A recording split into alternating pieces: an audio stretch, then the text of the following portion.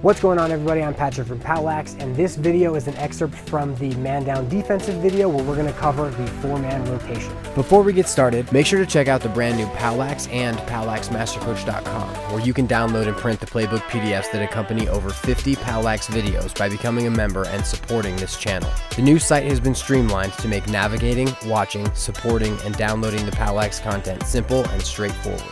We also broadened our membership categories to allow annual and program-wide memberships. Also, make sure to check out the POWLAX Teespring store, where you can get POWLAX hoodies, t-shirts, tank tops, mugs, even phone cases, and you can customize them to fit your team's colorway. Finally, make sure to like, subscribe, and follow POWLAX on all these social media sites. Now let's get back to the video. So the 4-man rotation is a man-to-man, man-down defensive strategy where we are actually going to take our short stick defenseman, and instead of having them be a part of the rotation, we're going to eliminate him and have him defend either a part of the field or a specific player on the other team. Now, in my previous 4-man rotation video, I had this player lock off the crease, and that actually ended up being disastrous because in this 3-3 set that the offense was in, we ended up isolating this defenseman between A3 and A1, and the skip passes through here just totally destroyed us. So instead of doing that, now we're going to have the other player lock off either a specific player or any of the perimeter spaces.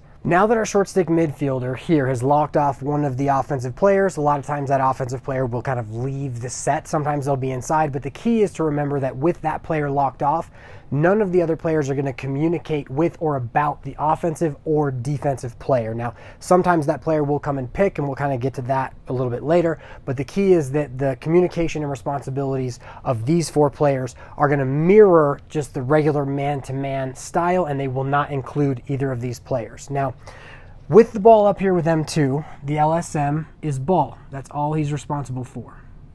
Next, we have the left, which is D1, and he is responsible for his player on the left, M3, as well as the skip pass through to A2. That's when there's no crease. We'll show with the crease in a second. Now, right is D3, and he is responsible for M1 and the skip lane through to A3. Finally, we have the 2, which is D2, and he is responsible for A2 and A3. Now, as the ball moves, all of these are going to change. And so if the ball moves from M2 to M3 to A2, we're going to have 2 changes of their responsibilities. On the first pass, D1 is going to rotate up to be ball, which makes the LSM right and D2 left, and D3 2, because D3 is guarding M1 and A3.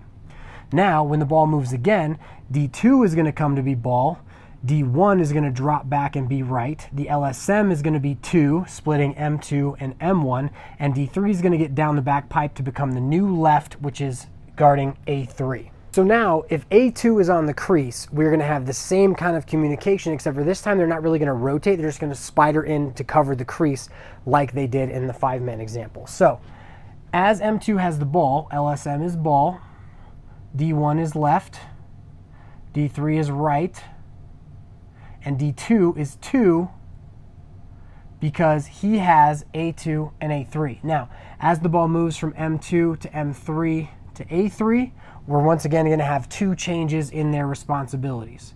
So, on the first pass, D1 moves out and becomes ball, which makes the LSM right and D2 left.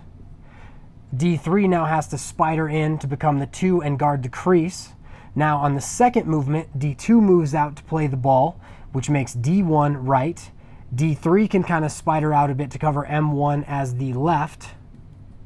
And then the LSM has to spider all the way in to cover A2 on the crease while also defending M2. Now, once again, teams aren't just going to sit there in their formations. We need to make sure that we know how to cover players who are exiting and entering the crease. In order to discuss how we're going to play players who cut to the crease or pop off the crease into an adjacent position, we're going to have the offense run a simple 3-man wheel. M2 is going to carry across the top, M3 is going to cut the middle, and A2 is going to pop off to top right. Now, in this event, we are going to maintain the responsibilities that we can. So first off, we have the player cutting the middle. That's D1's responsibility. He's going to maintain that responsibility throughout the motion, which means that once he gets to the crease, he now will become the new 2 because he's defending the crease player and the player farthest from the ball, which will be M1. Now, D3 is right, which means he's going to maintain his right responsibility because the ball carrier moved away from him. So now he is going to rotate up to cover and be the right. D1 will be 2, D3 will be right. Now, finally, we have D2, who now will become the left because once M2 gets over, D2 is now going to just stay and defend A3 as the left, and that's where he will be. So in the event that a player pops off behind the ball, whoever was responsible for that, whether it was the right or the left, is going to rotate to pick that up. Now, if an adjacent player cuts to the crease, the defenseman guarding that player is going to guard them through to the crease, and they are then going to become the new 2. That way we keep as much of the rules the same as we possibly can until the ball moves again. The final 2 ideas that we're going to cover is what are we going to do if this offensive player decides to set picks? Because if he sets picks, we're no longer going to have the short stick who's going to be able to come off of the pick and switch. They're actually going to have to stay on them, so we're going to have to communicate much better, and we've got a couple live examples where we're going to show that. The next thing we want to know is, are we going to play the ball at X?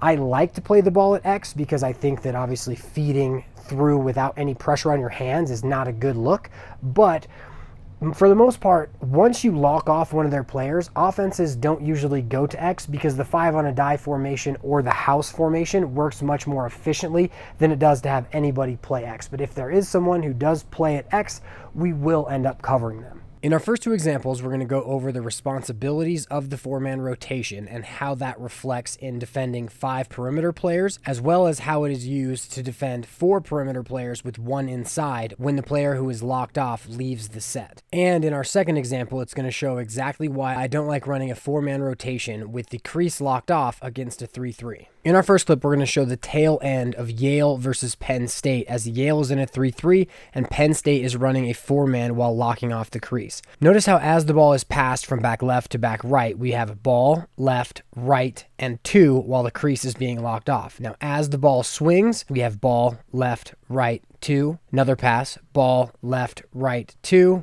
another pass, ball, left, right, 2. These 4 players are going to rotate around the crease while the final defenseman locks off the crease. In our second example, we're going to show the same man-up motion versus the 4-man rotation and why I no longer like locking off the crease when you want to run a 4-man.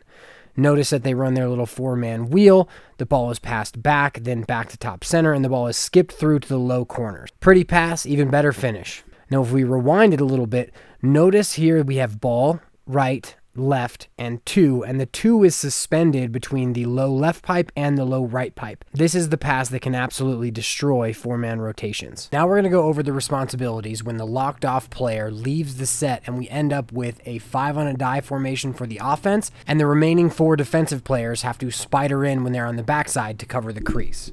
As we begin the clip, you'll notice that Hopkins is locking off one of Notre Dame's players here on the bottom of the screen. Notre Dame runs a nice little wheel for their initial motion, then a shallow cut, and now they're set up into their 5 on a die where they're just going to move the ball. Now, as we pause it here, you'll notice that we have ball, left, right, and 2.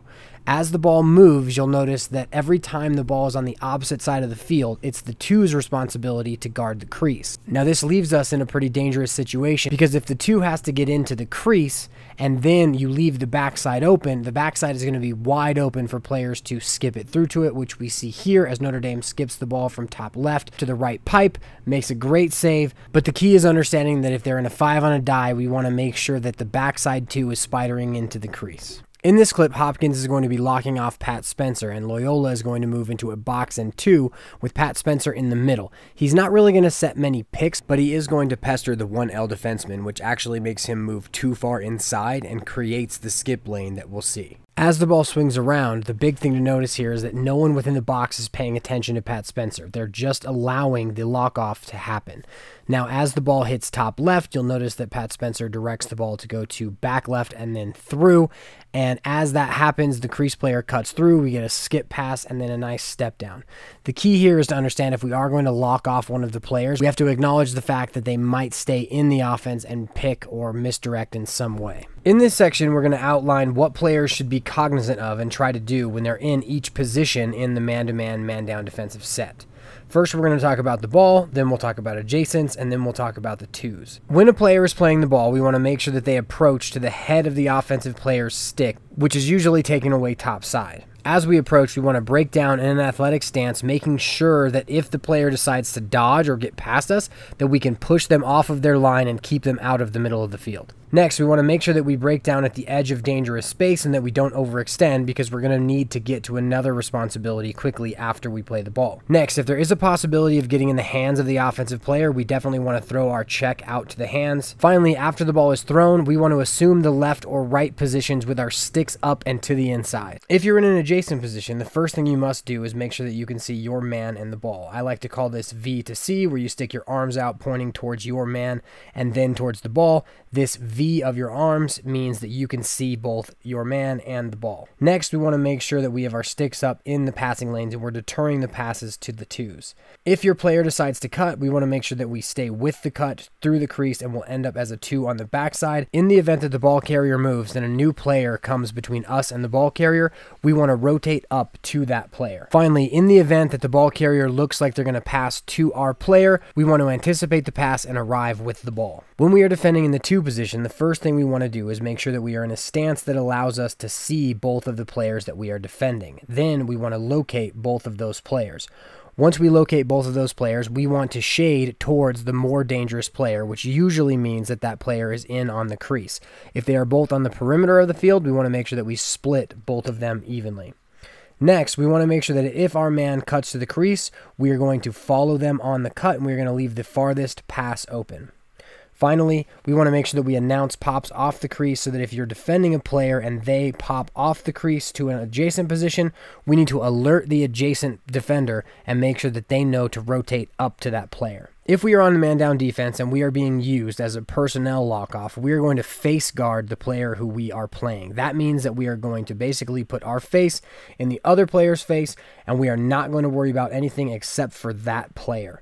When you face guard, you allow the offensive player to move, but you are right on them the entire time and you never look away from them or let them get away from you. In the event that you are locking off a specific location on the field, you need to make sure that you communicate and announce the players who are leaving your zone so that the other zones know to pick up the player who is leaving your zone. They're going to become someone else's responsibility, but you have the responsibility of letting them know that they're coming. Finally, if somebody cuts into your space, you must make sure that you shift to defend them and announce that you have covered them so that the player in the zone that they came from can release to cover the rest of their zone. Thanks for taking the time to watch this video. I hope that you enjoyed it. Definitely let me know what you guys thought down in the comments section. I hope that after watching this, you feel more competent about how you understand man-down defense and feel that you can make the best decision for your team. Make sure to check out the brand new POWLAXmastercoach.com, where you can now watch, support, and download all of the POWLAX content. We're kind of getting away from the Patreon third-party stuff. I built an entire website dedicated to all of the POWLAX content that you can now actually support for $5 a month and download all of the content in a much easier to navigate and view way. So definitely check out POWLAXmastercoach.com. Also, if you'd like to support the channel, check out the POWLAX Teespring store, where you can buy a bunch of POWLAX merch and show your support in your local community. Finally, make sure to follow POWLAX on all types of social media. We've got a TikTok, Facebook, Instagram, Twitter, LinkedIn. We like to post at least once a day, maybe twice. Sometimes we kind of miss a day here or there, either way. But so make sure to follow us on all of social media to stay involved. And I hope you guys enjoyed the video. Have a good one. I'll see you guys in the next one.